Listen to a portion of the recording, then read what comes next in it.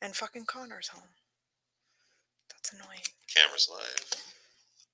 That's annoying. The whole thing.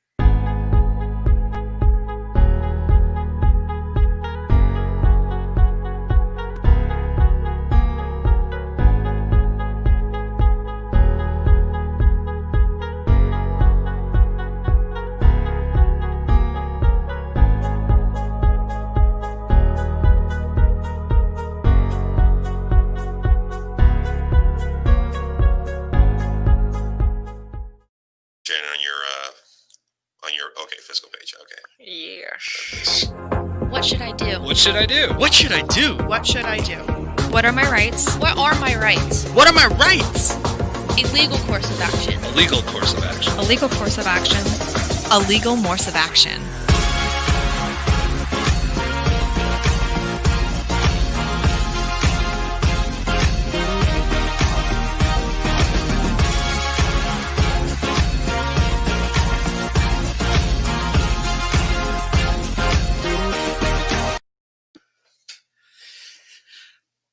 Welcome, ladies and gentlemen, to a brand new episode of Legal Morse of Action. My name is Patricio, and as always, I'm joined by Erin, who has not had a good day today.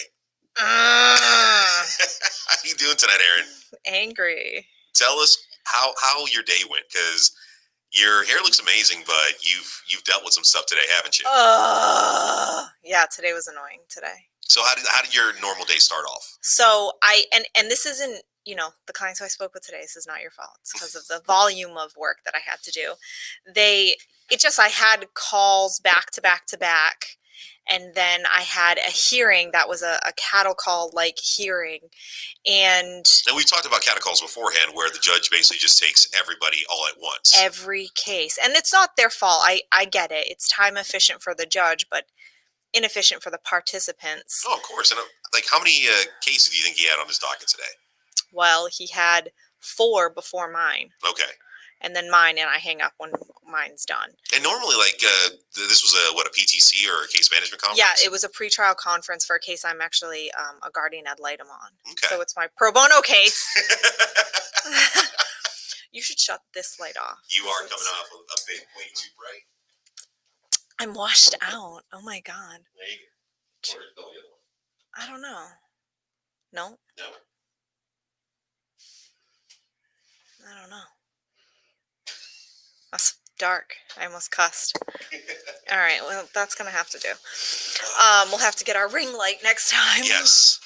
And it was just that I had calls back to back, and one of my clients who, I'm really, really passionate about his case, and just a little blackout for a minute. And I want to give him answers, and I don't have them yet. So sometimes I'm frustrated because the process isn't perfect, and it has nothing to do with the client. They're true. No, normally when you can't get an answer to a client, it's sometimes it's opposing parties or opposing counsel, right?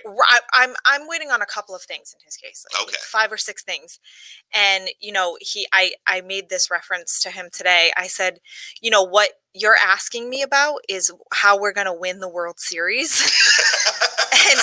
and right now we're like in the playoffs, and we haven't decided who's even going to play in the World Series. We need to take a few more steps, to see exactly So the game's already started. We're midway. We're in the playoffs. We're in the playoffs, okay, right? But he's talking about the finals at this right. point. He's like, how am I gonna, hit the winning, the winning hit. No, yeah. The winning pitch. Yeah, how am I gonna throw the winning pitch? Right, that's what he's asking, and I'm like, I need to figure out who our opponent is right now. So let me take these couple of steps. Let's win a few more, and do that. So that's kind of and I understand why he feels the way he feels. Right, I get it. But it's frustrating. I don't like not having answers. Right, I want to save everybody and win. You are the Wonder Woman of the legal world. So I think myself to be, right. At least there's that. But I guess how you actually told it, I've heard you say this term before, and I've heard other attorneys say this to staff, put yourself in their shoes in regards to the stress that they're going through, the pressure, all everything sometimes revolves around a certain hearing, a certain motion, a judgment. Right. And judges don't always get it quite right. So, you know, So- it's, we have a whole appeals process for it. You know, so So now it's 10 a.m. You're still in cattle call. You're still waiting. it was like I had this phone call and that phone call and this phone call and an opposing counsel who was actually really nice. It was a really good conversation. Most of my conversations were actually pretty good, but then I'm on hold and I had to call out the parents who aren't doing what they need to do.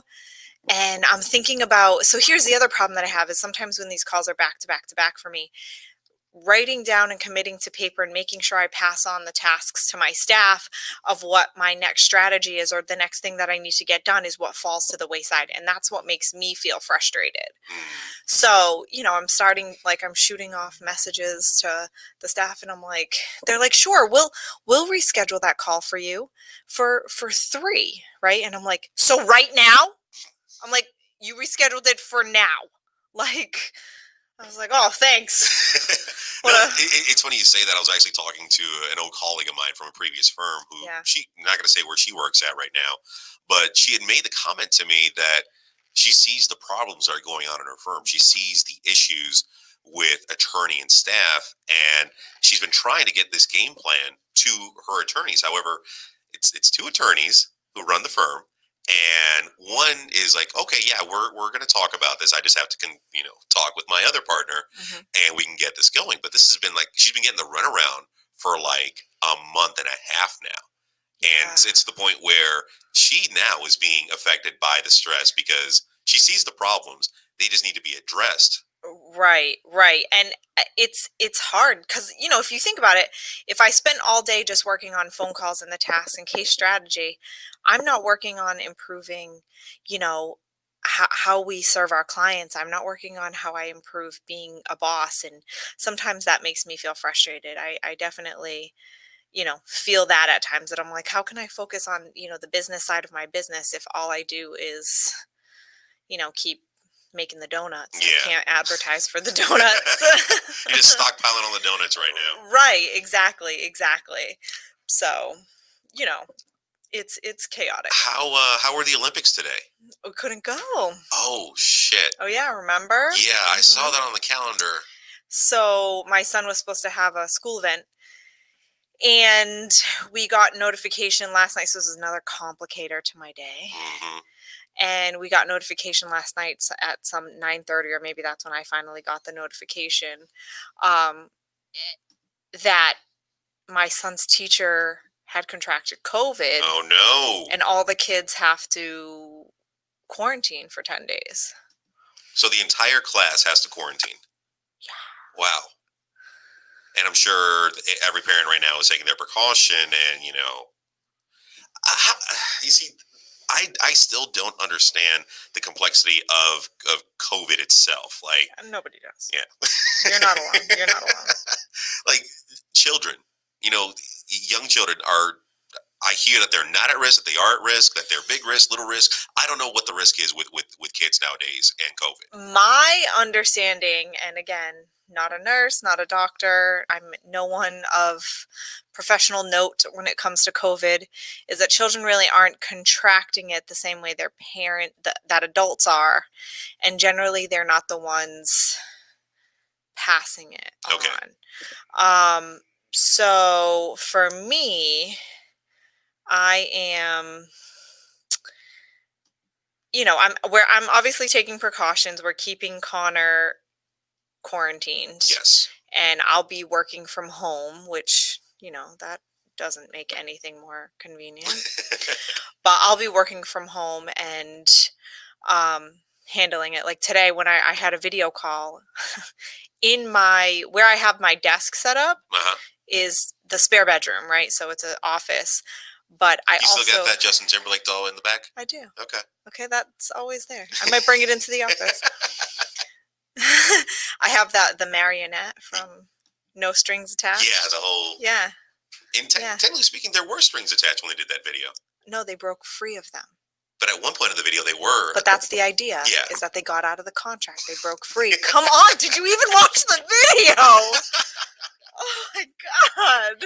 Are you even paying attention? No, just pestering you because I know how much you love JT and the whole. I do. I really whole do. NSYNC band right I there. do. I do. I was a very big NSYNC fan, and like BSB is cool, I guess, but I was an NSYNC fan. Definitely not both. And I think anyone who says I liked them both is a damn liar. Is like, oh, I don't prefer either Coke or Pepsi. Like you. Lies, right? Like you just want to be everyone's friend, and you're trying to be a people pleaser, right? Exactly. I also like 98 Degrees. Yeah, no one feels that way. Name me three of the members of 98 Degrees. Oh, I Nick. We all know Nick. Oof. I can't either. I was just doing that as a dummy question. If you're able to, I get 10 points to your house right there because I couldn't even tell you who else was in 98 Degrees. There was a time when I was big in this boy band where I could name them all. Really? Yeah. I almost said Chris, but that's a member of NSYNC. Screw you, Ray. NSYNC was important to me. I went to all their concerts when I was younger. Like, this was a big deal. And then, listen, I think I made the right choice. It's a little bit less of an embarrassing, teenager obsession. Yeah. Because Justin Timberlake. Oh yeah, no, he was amazing he's then. Magical. And he's still amazing now. I know. I hear that he's going to be part in the inauguration coming up. Him and Tom Hanks and Lady Gaga. It's going to be an amazing performance. I can't wait for January 20th. So there was a time when my late husband, he was into racing. Okay. But he liked the Formula One or NASCAR? The Formula One racing. Okay. And there's only one Formula One race in the United States, and it's in Texas. Okay. Okay.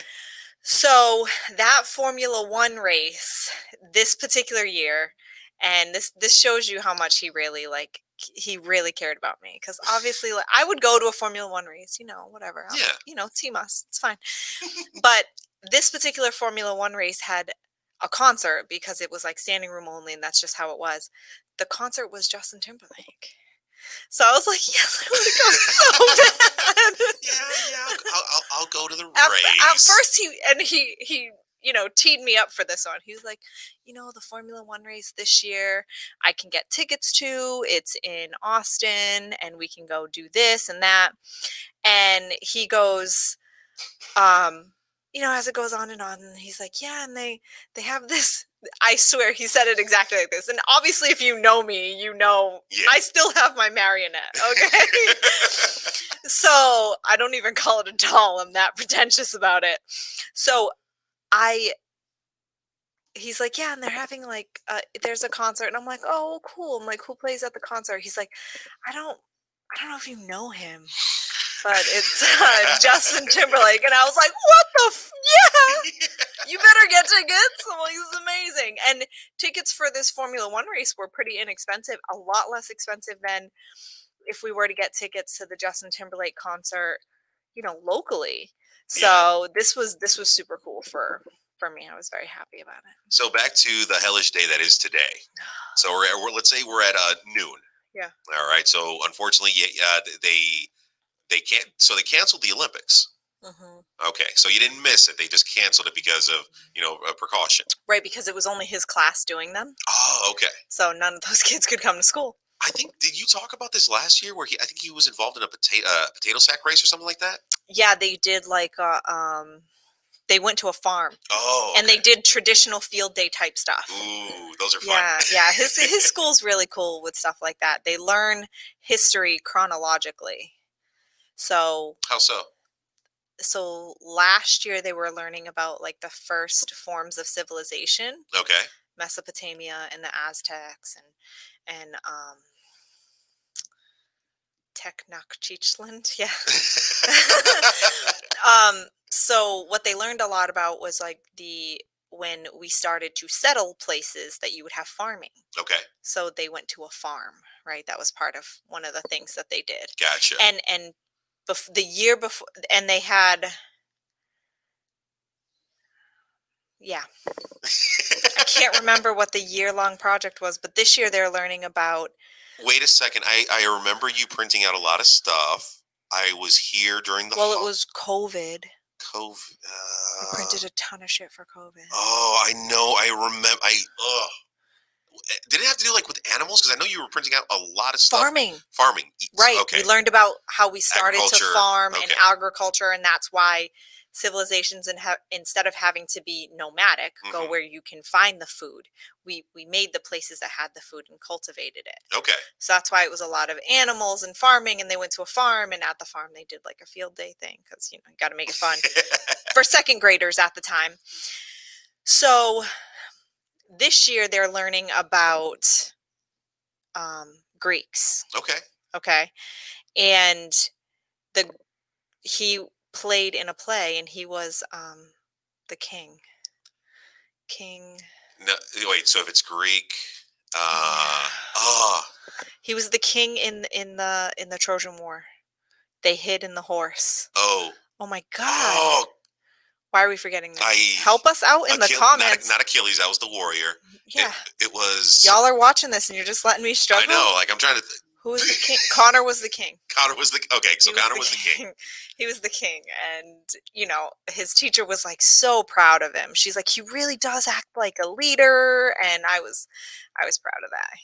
I'm literally just typing in Google right now, just like I got Alexander, I got Airpost, I got the.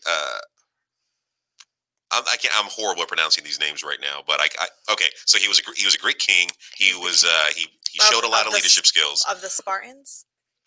Leonidas? No. Or was he a king of the Trojans? Who hid the Trojans hid in the horse? Yeah, the Trojans. And gave it to the Spartans. Anyways, moving on. He was the king. And he was known to be like a good king, and he loved it. He really took that well, and he's, his school does this thing, and I think I've mentioned it before, where they encourage them, and they almost make them all take a part in the play, and they make them do public speaking. That's the point behind it. Okay. Is that every year they have to do at least one public speaking event. That's pretty cool. So the Olympics are going to be a second event. Typically they do 2 to 3, but like it's in their rules that the children will do a public speaking event every. So that's why it's an Olympic event, because they're doing Greek. Okay. Yeah, right across the finish line. I fucking get it. Right. So, yeah, they did that play, and they always tie it into things that happen in the Bible and stuff like that. But they do get to learn about all of history and all of the things that happened, and that's really cool. Yeah, and they learn evolution. That was a big one. I was like, so I was interviewing them for when he was 4 years old to go into pre-K, because he's been there since pre-K, and I'm up here. At the end of the meeting with the person who was there, she was like, "You're giving me anxiety." She's like, "I've never had a parent interview me this like intensely about our programs." She said a lot of parents place a lot of heavy focus on their religion. She was like, "We did discuss that, so I'm typically very prepared to speak about our religious background." Yeah. And she goes, "But since you went to a Catholic school, she was like, I can see that you were able to move through that information, and you know how to move through it." I'm like, yeah. And then I was like, okay, and do you teach the periodic table, and do you teach evolution, and do you have a strong science background, and what's the percentage of the students who graduate from your high school and go to college? And You went ham on these people. Well, it's expensive to go there. Yeah, I know. I mean, it's your son. It's your one and only right there. You want to make sure he's absorbing the proper knowledge, the right information, and right. Dang, that's so. And she was like, I was getting nervous for a minute. I think like my mom when she put me in because I went to a Catholic school growing up from pre-K all the way to 6th. I think like the one thing is like, you guys feed him. You guys teach him how to read? Okay, he's good to go.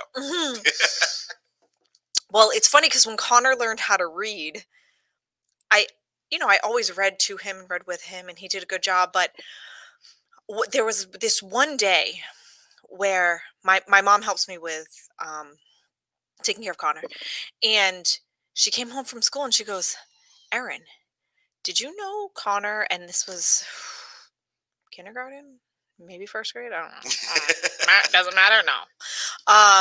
So remember that, parents. It doesn't matter. Once they get older, you won't remember this stuff. She goes, Connor is the most advanced reader in his class. And I was like, what? No. He doesn't have any like problems at school at the time. Like not he doesn't now either. So I don't have to focus on Yeah, it, you don't right? have to look for, and that was actually one of the topics that I want to talk about, like seeing the signs if there's something wrong. Right. So he wasn't showing or exhibiting any sort of signs. No, and the teacher wasn't contacting me because it was a non-problem. So he then became the student that sat with the other students to help them read. Yeah. So Oh. yeah. So I was like, the learner, now I am the master. Yeah, I am the teacher. The student becomes the teacher. So no, he does really well. So that's the other thing. Now he's going to have to do distant learning. Okay. Yeah. For the next week. And the thing is, Connor's like very sociable. He is very social. He actually spends most of his day right now on the phone with his friends. Mm-hmm. So the way that I have to motivate him with distant learning, like when we were all quarantined, I had to tell him you can't get on the phone with your friends and you can't play any video games until you get your schoolwork done.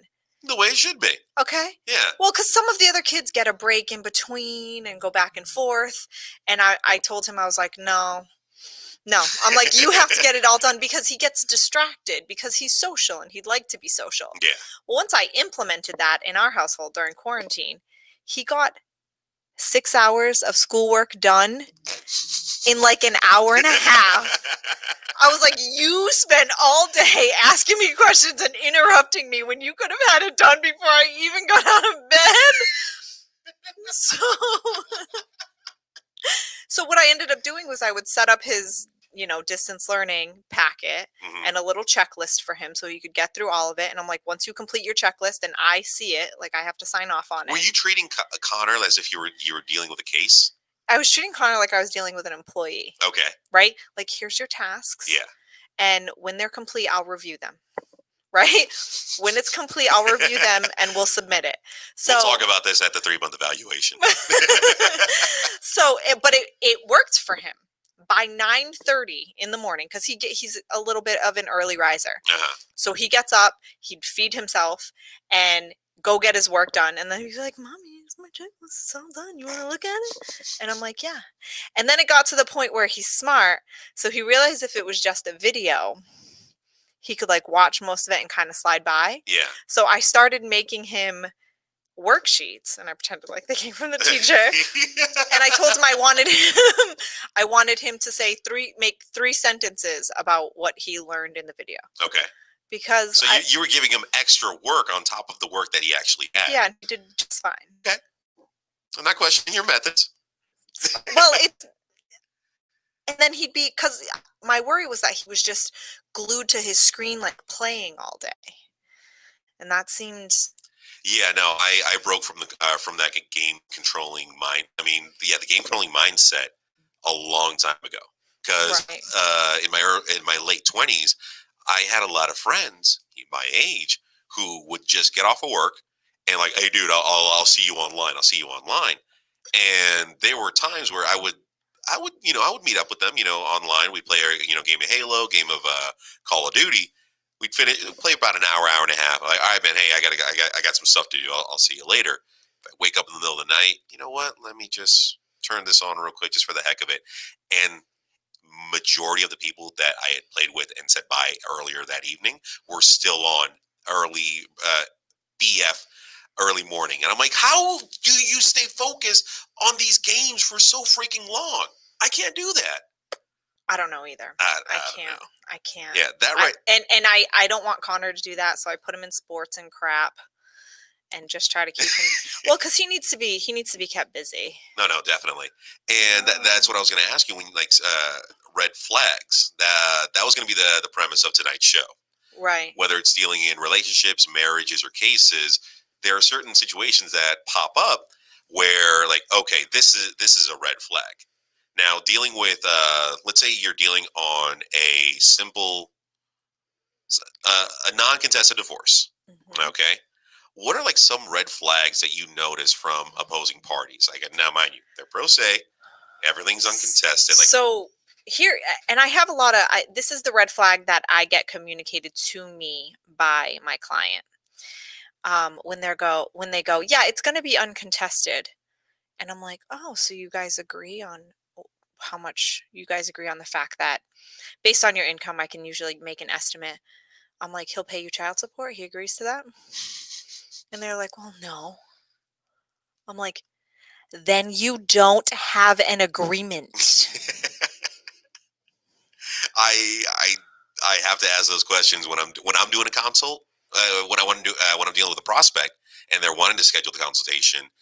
Believe me, I berate them with multiple questions because when they're here, I don't want them to have the mentality like, oh, yeah, I'm going to have an uncontested divorce. Erin Moore is going to get me everything I want. Doesn't work like that. Well, they have to agree. I have a client right now who's like, the judge ordered us to go to mediation because they hadn't been to mediation in more than a year. Okay. I'm like, yeah, no problem. And mediation is a mandatory before moving forward, right? Yeah, you're actually supposed to, if it's been more than 6 months, the court order you. It's in the rules of procedure. Okay. But she messaged me and she's like, you need to tell opposing counsel that this and that, and they need to come to an agreement. I'm like, we sent the fucking agreement and they said no. The only way I get them to sign the agreement is to show up with the agreement and a shotgun. And then you realize that that's not valid. I'm like, you then realize that that's not valid, right? I'm like, they don't agree. They said no. Fuck. They said no. I can't make them be like, well, on second thought. Yeah. I can't make them do that. They already said no. I sent them multiple. You have paid me a lot of money. Yeah. Sending them these negotiation things. And they're not doing it. I can't even imagine how frustrating it gets for you being the attorney. Well, I want to obviously. You want to help them settle this. You want to help them resolve. Of course, but I and can't get it past them. They also need to agree. You telling me that two parties have to agree on getting divorced? But I agree. So why can't I just have what I want? You actually can. You have a legally valid position.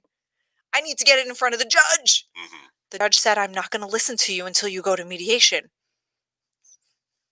But I want to get divorced. I want to get divorced. I want to flip the table. So red flags right there with at the beginning of the case.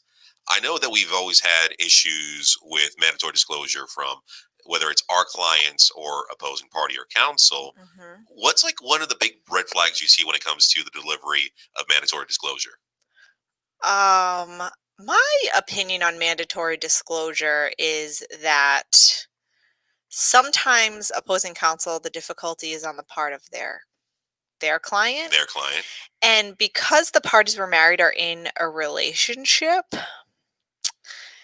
usually my client knows the financial situation. Well, because we've explained it to them very clearly. Or they know what they lived like, right? So whenever I have a client come to me and they're like, well, I don't know how much money he makes. And I'm like, well, you know how you lived, right? Yeah. Did you live a lifestyle that you had $100,000, or did you have a lifestyle that you had $700,000? What range were you in? Mm-hmm. What kind of cars are you guys driving? What kind of things do you own?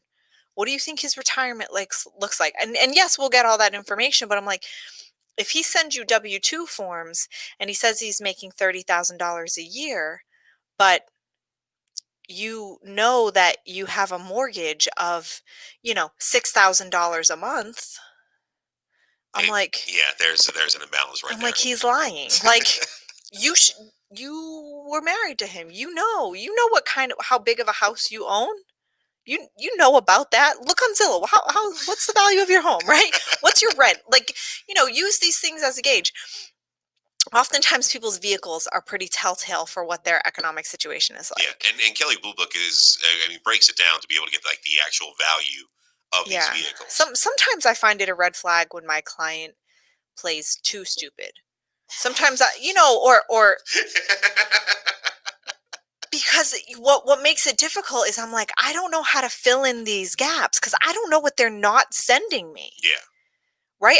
I can't ask every financial institution in the whole world to send me maybe documents. Like I gotta narrow down. You're my attorney. That's what I pay you for. No, listen, I can figure a lot of things out, and I'll get some good evidence. And bank statements are pretty telling. Yeah. But I don't have a way to know if he has another bank account. Generally, there are some ways to figure it out, and there are financial professionals. But we have to make the evaluation: is the juice worth the squeeze? Do we want to spend $6,000 or $7,000 on a financial investigation to find out they have another account at Bank of America with $400 with their mom, so that if their mom passes away, what they can do is have access to her Social Security, so they could pay for, the funeral expenses, or they could help their mom pay for whatever expenses she might have while she's in a nursing home, right? Like, Yeah. was that worth it? Probably not. So the big guiding light that I need from my client, I really need the participation of our clients, and I need them to tell me, like, does this look right? Yeah. Does this look right to you? Does this look like this is enough assets? No, and there are a lot of times, I mean, in my experience as a legal assistant, where sometimes clients withhold like the truth from their own attorneys. That's a red flag. And I've gone to trials where all of a sudden what's said during trial Is not what was told in the initial consultation. or not what was told throughout the course. I'm like, I didn't know your wife was going to say you beat her. You did that? Sorry for laughing at wife beating. Yeah, I'm like, shit. And her grandmother saw it, like, buddy, if you told me that, maybe I could prepare for it, Yeah. right? I'm like, oh my God. So, It's like you want the client to give you ammunition, not to give it to opposing counsel. Yeah, and I there are ways I would, strategize for that differently. Yeah. Right? I would ask for step up time sharing. I'd get a guardian ad litem in place for the guardian ad litem to make a determination of things. I I would do things. Mm-hmm. So I have a couple of questions here that one of them that can be a red flag, right? Okay. So here's a question. How can I prove my son's father is unfit to care for our child alone? This one happens a lot. This question happens a lot in paternity cases, right? Okay. And sometimes I'm representing dad and sometimes I'm representing mom when this question comes up. And unfortunately and generally, the court is going to order that time sharing is going to happen with dad unsupervised unless you have really good cause. And good cause is typically a pretty high burden. So if you truly want to prove that they're unfit and you believe that they are, and unfit isn't, Yeah. he didn't change enough diapers. Whenever he makes a sandwich, he puts the peanut butter on both sides of the bread and jelly in the middle. Who would do that? I don't know, but he's not fit. No, I've never done that. I'm going to tell you why you would do that. Why would I do that? Because you could freeze that sandwich. Stop playing with my mind, Erin. Stop it. I used to do it for Connor's lunches before he could make them himself. You'd put the peanut butter on both sides. Yep, because it'll make the bread not soggy. Oh, yeah. Because okay. Right. Okay. Right. Thank you for changing my life on that. But if you wanted to make 5 of them and put them in the fridge, that's how Uncrustables. Okay. That's how those don't get soggy. I can't believe I didn't see that. My bad. I got you, boo. Okay, so every day, well, we're always spitting some knowledge, Yeah. right? It's like that. Remember that old meme? I think I've said it before. Oh, she's spitting? No, get you a girl who can do both. Oh. I'm a badass lawyer and a brilliant mom, right? So, but so one of that question comes up a lot. And really, if he truly is unfit or narcissistic or incapable of being a parent, the way we have to do that is you have to get professionals involved. You need the children to have a therapist. And you need a guardian ad litem or a parenting plan evaluator. If you truly believe that your son's father is unfit, if you either throw down financially, or if you don't have the ability to pay, right? If you are indigent, now you have to get qualified as indigent by the court. You can get a parenting plan evaluation done without cost to you by Mhm. DCF, and this is in the statute. This is balling on a budget, right?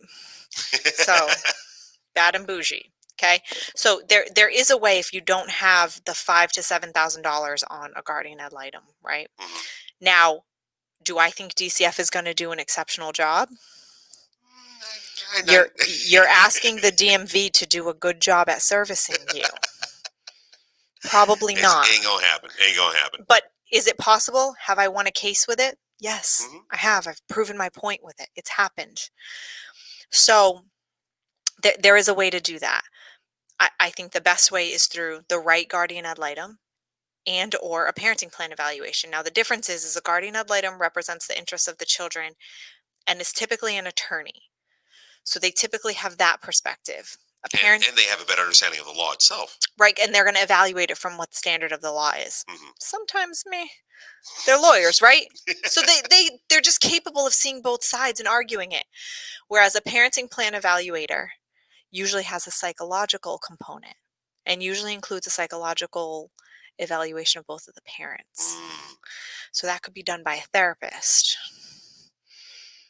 That's I would, you know what, we needed to focus one day on one of these episodes. Maybe we could do it next week in regards to guardian ad litem, because I'm a guardian ad litem. and- That's how I use my pro bono hours. That's what I do is I give back to the state for children who have been taken away by DCF, and I give those children my services. So my give back time is to kids. you know what?